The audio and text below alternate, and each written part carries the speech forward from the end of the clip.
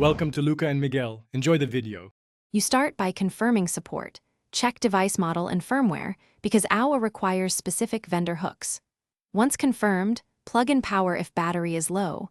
Make sure battery is above 20% and disable aggressive battery optimization for the Always On Display process. Then, open Settings and go straight to Display. You'll find the AOA option there. Enable lock screen security if required, and create a quick backup of current display settings so you can revert if something behaves unexpectedly. You now configure the core AOA features. First, pick the AOA style, clock, notifications, or a custom widget, and use the preview to confirm readability. Next, set brightness and timeout because ambient sensors vary, increase sensitivity if the display sleeps prematurely. Then schedule AOA hours or set Always On and choose which apps may show notifications. Once done, grant any required permissions and whitelist AOA from battery restrictors to ensure it runs continuously without being killed. You finish by testing AOA actively.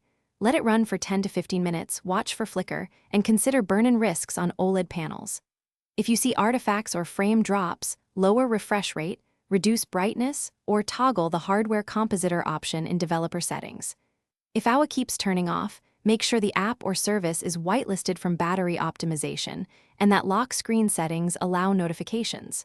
Finally, if problems persist, reset display settings and reconfigure step-by-step to isolate the cause. Thanks for watching and please subscribe. It's the best investment you'll ever make.